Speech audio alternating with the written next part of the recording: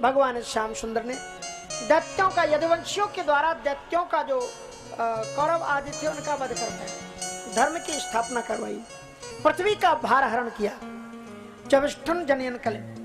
लेकिन जब कौरवों का वध करने के बाद, दुष्ट दैत्यों का वध करने के बाद में यदुवंशी ही मदोद्धत हो गए और वो मर्यादाओं को भूल करके पृथ्वी पर वो मदोद्धत होकर के जब चलने लगे तो गोविंद ने कहा कि अब काम जितना कराना था वो करा लिया, तो इनको भी ले चलो, इनके भी कोई जरूरत नहीं। इसलिए देखो, जब गिलास होता है ना, तो गिलास में अगर कुछ गंदा हो तो उसको साफ करने के लिए उसमें पानी डाला जाता है, और जब वो साफ हो जाए तो पानी भी निकाल करके रख देते हैं, कहते हैं अब इसकी भी कोई जरूरत नहीं। सो पहले भगवान ने दैत्य प्रवृत्ति के लोगों का वध करने के लिए देवताओं को यदुवंशियों के रूप में धरती पर उतारा, लेकिन जब यदुवंशी ही मदोद्धत हो गए तो उसके बाद में फिर उन्होंने क्या किया कि यदुवंशियों को भी प्रस्थान कराने की लीला का एक आयाम रचा।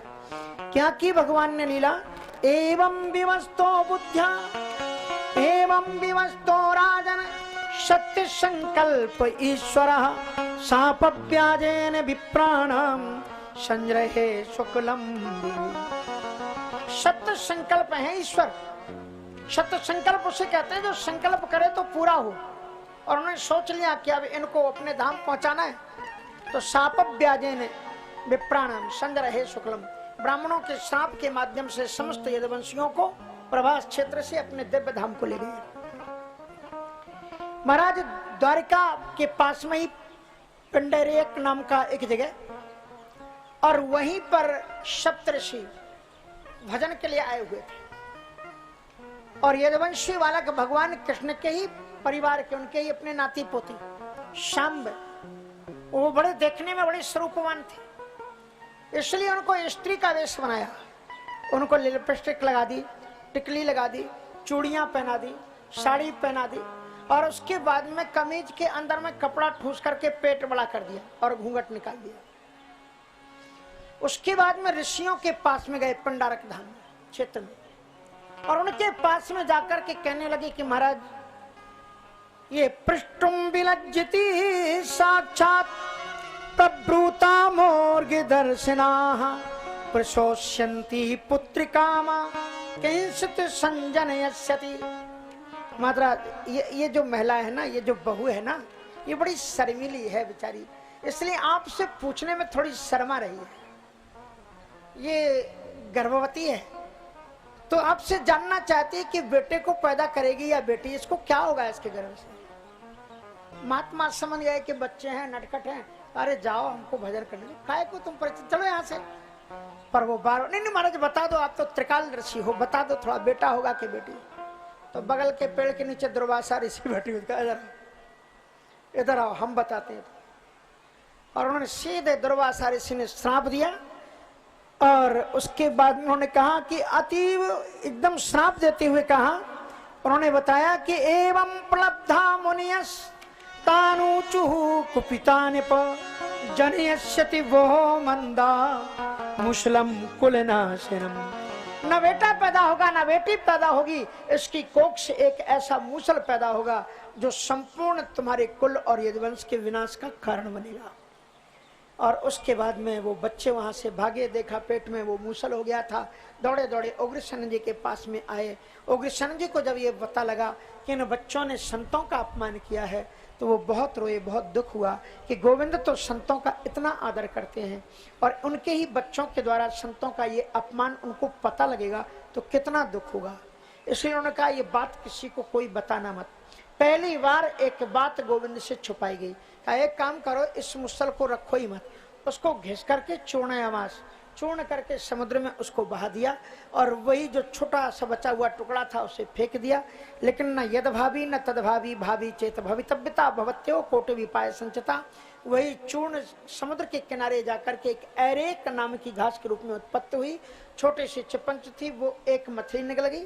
कालांतर में एक बहेलिया ने उसको लिया है और उसने अपने बाण के अग्रभाग में उसको लगाया है। इसके बाद में ये वर्णन करते हैं कि जब वसुदेव जी महाराज कहते हैं बेटे से कि मुझे आत्म तत्व दो, तो गोविंद ने कहा कि मैंने अगर आत्म तत्व दूंगा तो उन्हें विश्वास होगा नहीं, मेरा ही तो बेटा है, संत के द्वारा दिलाना चाहिए। तो नारद जी महाराज गोविंद भुजगुप्तायाम द्वारवत्याम क्रूदवहा अवात्सीन नारदो भीक्षण कृष्णोपासन लालसाह।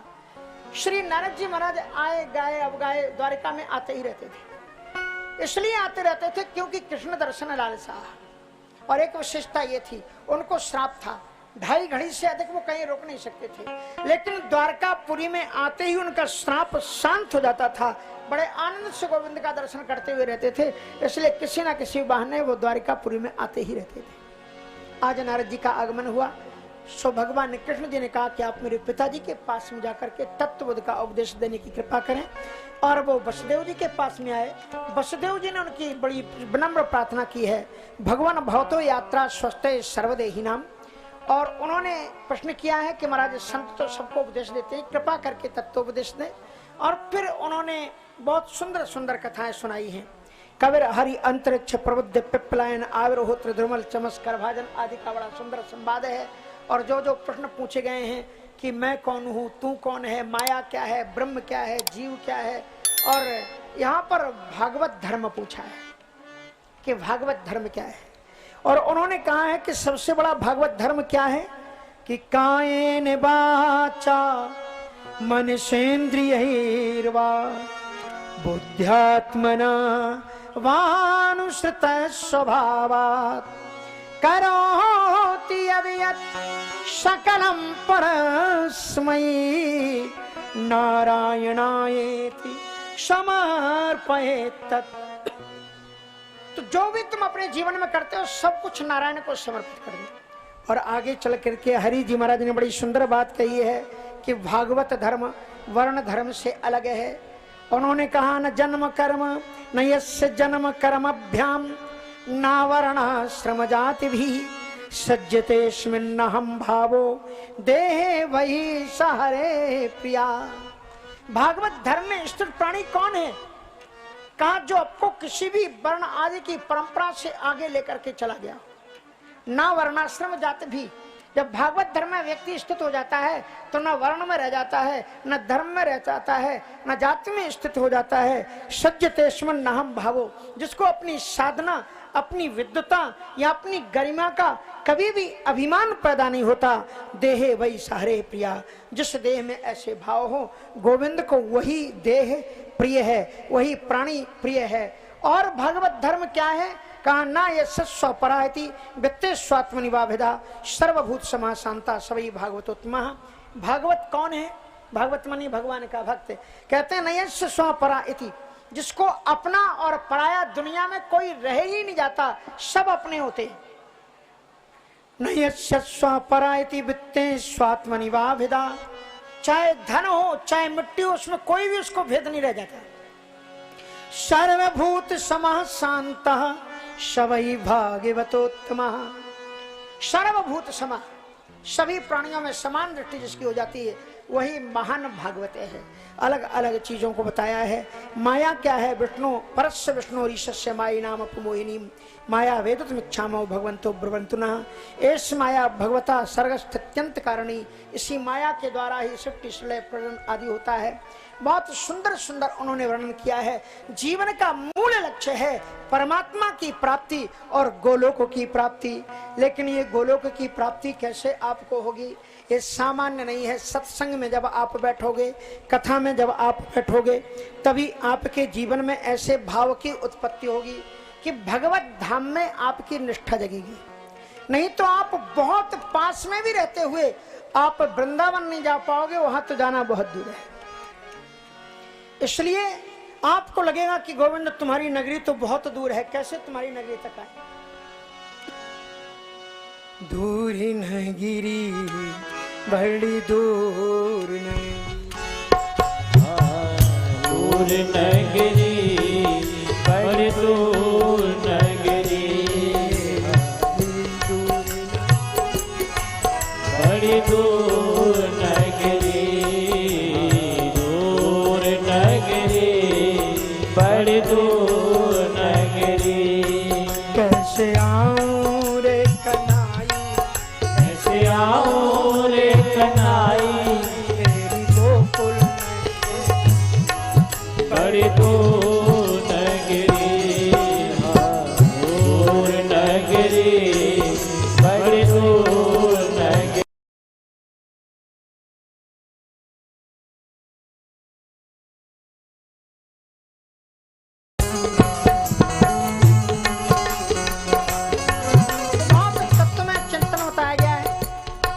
इसके बाद में आगे चल करके महाराज दत्तात्रेय जी का संवाद है। दत्तात्रेय जी महाराज जनक, यदुका और दत्तात्रेय जी का संवाद है। उन्होंने जब पहाड़ की तलहटी में उनको लेटे हुए देखा तो उन्होंने कहा कि महाराज आपके चेहरे पर यह मस्ती का राज क्या है। महात्माओं के चेहरों की चमक को देख करके उनके मन में प्रश्न पैदा हो जाते हैं। तो गृहस्थेताम पदवी विधिना है चांदसा याति देवर सौ ब्रूहि मदर्थे तक्ति कारण। क्या गृहस्थी के जीवन में भी ये रौनक, चेहरा में प्रसन्नता आ सकती है? तो उन्होंने कहा कि राजन, संसार में दो चिताएं हैं।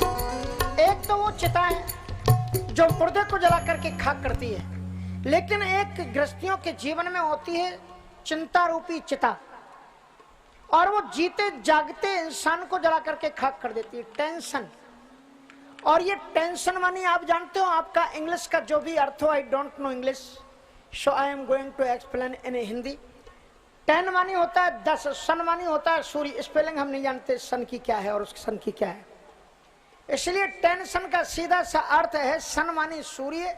और टेंशन ऐसा होता है 10 सूर्यों के बराबर आपके सिर को तपाने लग जाए, उसी का नाम टेंशन है। और इसको रहते हुए व्यक्ति सुख और शांति कैसे प्राप्त कर सकता है?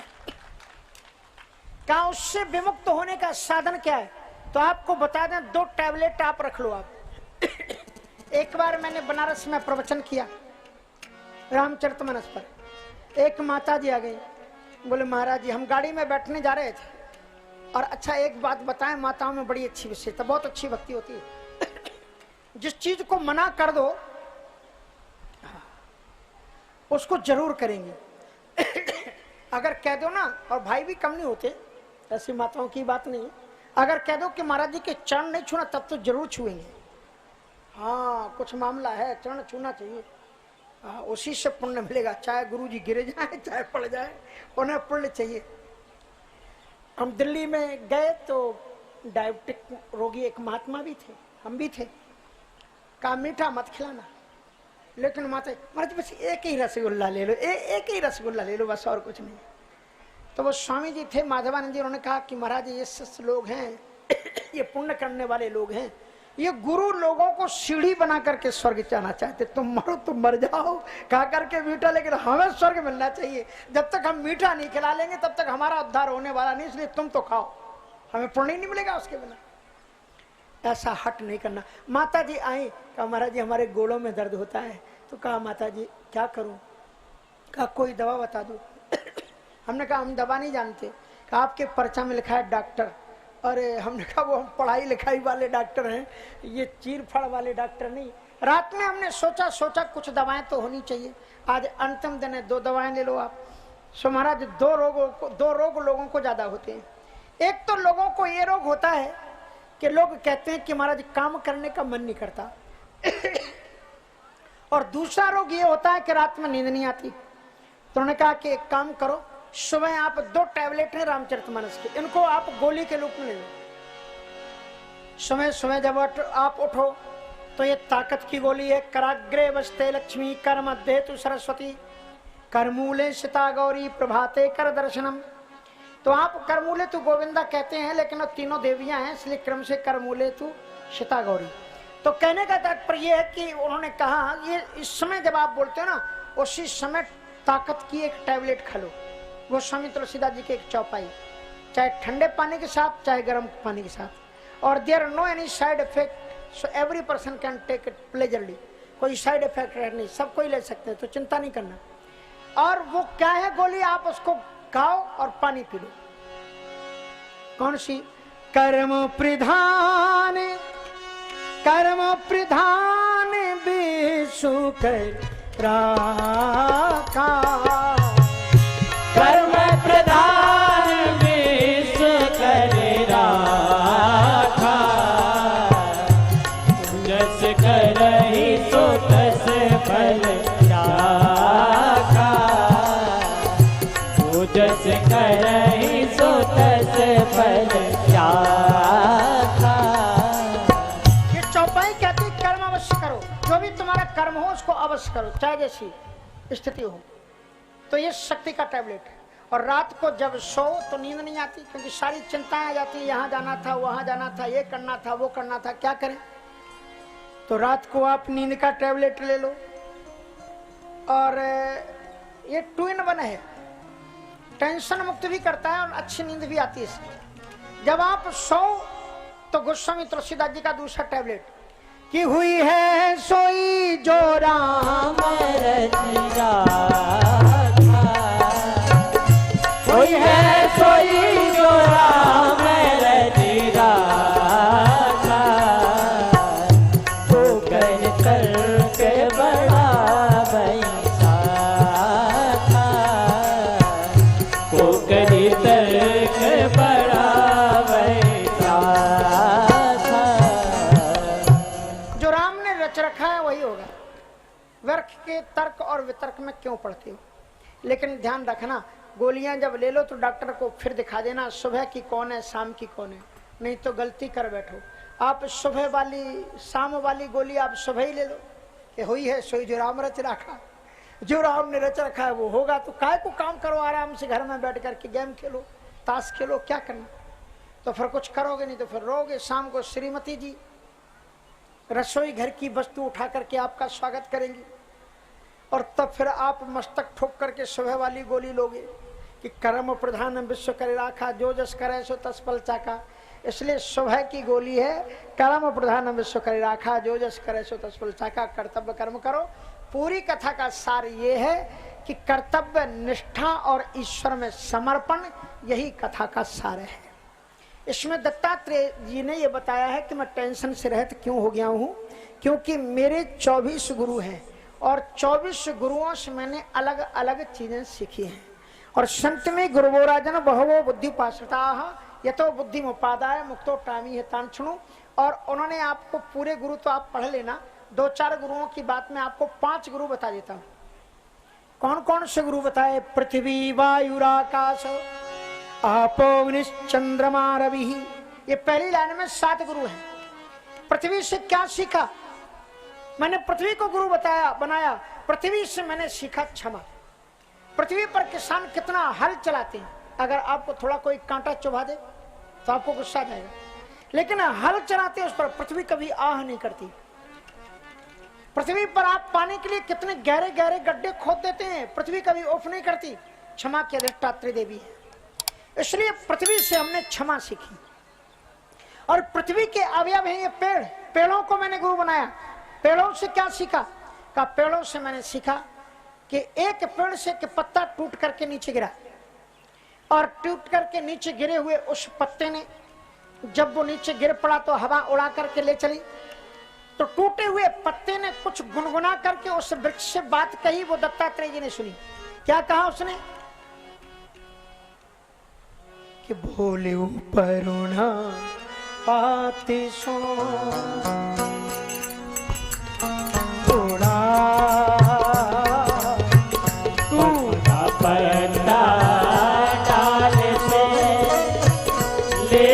पवन उड़ा अब के बिछड़े कब मिले दूर पड़े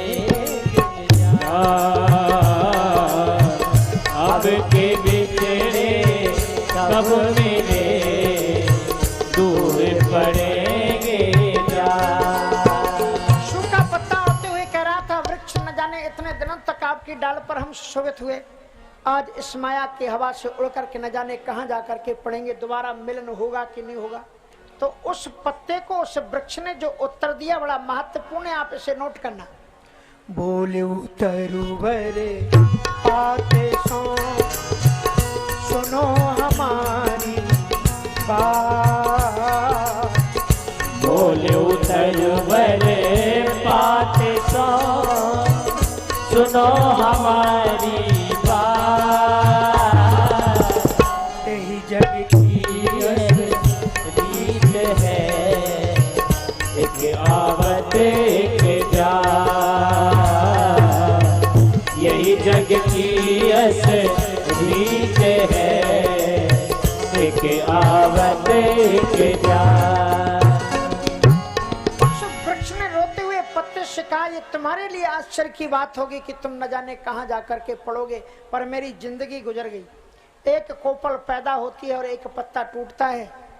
ये संसार का नियम है कि एक के घर से जनाजा उठता है, ठटरी बनती है और वहां गूंजता है राम नाम सत्य है, और बगल के घर से आवाज आती है नंद के आनंद भयो जय कन्हैया लाल की। तो ये तो संसार की रीति है, यही जग की असरीति है, एक आवत और एक जात। तो ये आने जाने पर क्या रोना क्या गाना, हम प्रसन्न चित्त होकर कहते हैं। पृथ्वी वायु, वायु से क्या सीखा?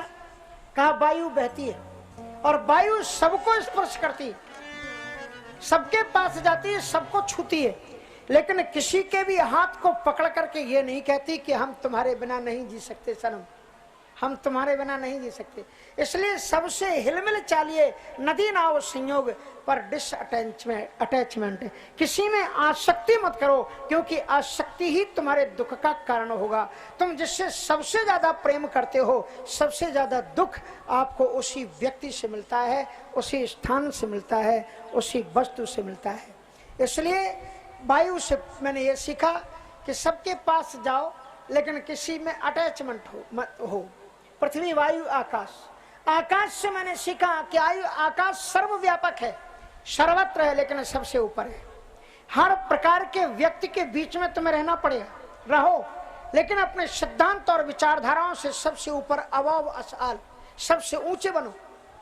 और ऐसे बनो जैसे कि एक सर्प रहता है, चंदन विश्व व्यापत नहीं, लपटे रहत भुजंग, चाहे जितने भुजंगों के बीच में तुम्हें रहना पड़े, फिर भी अपनी भक्ति, अपने शाश्वत शांति की विचारधाराओं का कभी त्याग मत करना। पृथ्वी वायु आकाश आपोग्निश, पानी को मैंने गुरु बनाया। पानी से क्या सीखा? पानी खुद भी शीतल होता है और जो उसके पास में आता है उसे भी शीतल कर देता है। इसलिए तुम खुद भी प्रकृति से शीतल बनो और जो तुम्हारे पास आए उसे वे शांति की विचारधारा दो, शीतलता की ओर उसे ले चलो। पृथ्वी वायु आकाश आपोग्निश, अग्नि से क्या सीखा? अग्रे नैतिशा अग्नि, अग्नि का तात्पर्य जो आगे बढ़ती रहती है, आगे बढ़ती रहती है। अग्नि के ऊपर कपड़ा रखो, उसे जला करके ऊपर आ गई। उसका अग्नि के ऊपर लकड़ी को रखो, उसे जला करके वो ऊपर आ जाएगी। अग्नि के ऊपर आप लोहे को रखो, अग्नि में इतनी ताकत होती है कि लोहे को भी फोड़ करके वो ऊपर आ जाती है। तभी तो बड़ी बड़ी बिल्डिंगें जल जाती हैं, ध्वस्त हो जाती है। अग्नि के सामने कोई टिकता नहीं। तुम आत्मा हो, आत्मा अग्नि का स्वरूप है। अग्रनैति, आगे बढ़ते चलो, आगे बढ़ते चलो। तुम्हारा लक्ष्य घर और परिवार नहीं है, तुम्हारा लक्ष्य ईश्वर की प्राप्ति है। इसलिए किसी में ठहरो मत। इस जन्म में तुम पता नहीं किसके भाई बंधु पति पत्नी और कुछ भी बन करके आए हो, पर ये समझते रहो कि ये धर्मशाला है और बस रात भर यहाँ रहना है और सुबह सफर कर जाना है। इसलिए पृथ्वी वायु आकाश आपोग्निश चंद्रमा, चंद्रमा को मैंने गुरु बनाया। और चंद्रमा से मैंने क्या सीखा? चंद्रमा से मैंने सीखा कि चंद्रमा में दो पक्ष होते हैं, शुक्ल पक्ष और कृष्ण पक्ष। चंद्रमा से मैंने ये सीखा कि चंद्रमा के जीवन में एक दिन पूर्णिमा आती है। पूर्णिमा को सारी दुनिया चंद्रमा को देखती है, चंद्रमा की पूजा करती है, और उस पूर्णिमा के दिन ही ज्यादातर अनुष्ठान जप तप पुरस्चरण आदि होते हैं। लेकिन जिस चंद्रमा की इतनी ख्याति हो, सारी दुनिया पूजती हो, उसके भी जीवन में कृष्ण पक्ष आ जाता है। दुख सुख जिसमें दोनों रहते, जीवन है वह गांव, तो कभी धूप और कभी छांव। इसलिए दुख से घबराओ मत। चंद्रमा के जीवन में ऐसी स्थिति आती, कृष्ण पक्ष आता है, द्वितीया तृतीया चतुर्थी, और करते करते उसके जीवन में एक दिन घनघोर अंधकार अमावस्या आ जाती, एक भी किरण उसके जीवन में नहीं होती। लेकिन फिर भी चंद्रमा आत्महत्या नहीं करता कि हाय अब हम क्या करें, अब हम मर जाएं, ऐसे मरना ही अच्छा है। अरे तुम जीते जी तो कछु कर नहीं पाए, मर करके का खाक करोगे है? इसलिए जिंदा रहो तो शायद कुछ कर भी लो। इसलिए आत्महत्या शास्त्र में सबसे बड़ा पाप है। कभी भी कैसे भी परिस्थिति में वीर तुम बढ़े चलो, धीरे तुम बढ़े चलो, सामने पहाड़ हो, सिंह की दहाड़ हो, झुको मत, बढ़ते चलो। तो अगर चंद्रमा की तरह तुम सांस रखोगे, चंद्रमा मरता नहीं है, आत्महत्या नहीं करता। अमावस्या के दिन दूसरे दिन फिर एफर्ट करता है, फिर कोशिश करता है, फिर ट्राई करता है, एक द्वितीया तृतीया चतुर्थी करते, और उसके जीवन में फिर वही प्रकाश, फिर वही पूर्णिमा आ जाती है। अगर तुम्हारे जीवन में अवनति आई है, डोंट वरी, परमात्मा की शरणागति लो, सत्कर्म करते चलो, फिर तुम्हारा खोया हुआ वैभव धन संपदा सब तुम्हें मिल जाएगी, इसमें कोई भी संदेह नहीं है। चंद्रमा रवि ही। सूर्य को मैंने गुरु बनाया। सूर्य से क्या सीखा? सूर्य से मैंने ये सीखा सूर्य खुद भी प्रकाशवान है और जहां जाते हैं प्रकाश फैलाते हुए चलते हैं। तुम ज्ञानवान बनो और जहां जाओ अपने ज्ञान को बिखेरते हुए चलो, जीवन आपका धन्य हो जाएगा। 24 गुरुओं की बात है इसमें। और अंततोगत्वा फिर मुक्ति में प्रभास क्षेत्र में जैसे ठाकुर जी वहां पर गए हैं, भक्त्वा पीत्वा छवारुणी, भगवान गोविंद ने पूरी बात बता दी है। और फिर वहां पर यदुवंशियों का परस्पर जो युद्ध हुआ है अरेक नाम की घास से, और वहां दिया है बारुणी, बारुणी का उन्होंने पान किया है और उसके यद द्रव्य भ्रष्यते मति, ऐसा द्रव्य उन्होंने पान किया जिससे मति भ्रष्ट हो जाती है और उसके कारण अपना और पराया। अब जब शराब पी लेता है तो देखते हो आप, फिर उसे ध्यान थोड़ी रहता मेरा बाप बैठा है कि बेटा बैठा है कि बेटी बैठी है कि बहू बैठी है, जो मन में आता बड़बड़ाना शुरू कर देता है। इसलिए हमारे शास्त्रों में शराब पान बिल्कुल खतरनाक है, इसको बिल्कुल नहीं करना चाहिए। अगर आप कथा सुनते हो तो रामचरित जो भी अगर आप कथा पढ़ते हो सुनते हो तो उसको अपने जीवन में उतारने की भी थोड़ी कोशिश करो। अगर 7 दिन की एक बात भी आपके जीवन में उतर गई तो आपके जीवन का बेड़ा पार हो जाएगा। अंततः गत्वा वहलिया ने भगवान के पादारविंद में उनके पद्म चिन्ह को देख करके हिरण समझ करके पाद प्रहार अपने बाण का प्रहार किया है। ठाकुर जी को लीला का स्मरण करना था, वो शरणागति में आ गया, रोने लगा। भगवान ने कहा कि आई में परमम गति, आप घबराओ मत, आपकी जो कुछ भी यहाँ पर हुआ है ये सब मेरी इच्छा से हुआ है, आपने अपने मन से कुछ नहीं किया। इसलिए अजानता कृतवदम पापे न मधुसूदना छंतुम रहसी पापस्य उत्तम श्लोक में नघ तनमा सुजय वैकुंठया पाप मानम मृगलोब्धिकम यथा पुनरहम त्वेवम न कुरियाम सदतिक्रमम। भगवान ने उससे कहा है कि तुम चिंता मत करो, तुम्हारी अपगति नहीं होगी, तुम नरक को नहीं जाओगे, परम गति को जाओगे, क्योंकि यह है ठाकुर जी का स्वभाव। इसलिए भगवान ने अपराध करने वाले प्राणी को भी परम गति दे दी। और ऐसे ठाकुर जी को छोड़ करके जो दुनिया का आश्रय ग्रहण करें तो भला उनके जीवन में सुख और शांति कैसे हो सकती है। दिव्यतम कथाएं हैं। ठाकुर जी ने परमधाम प्रस्थान किया है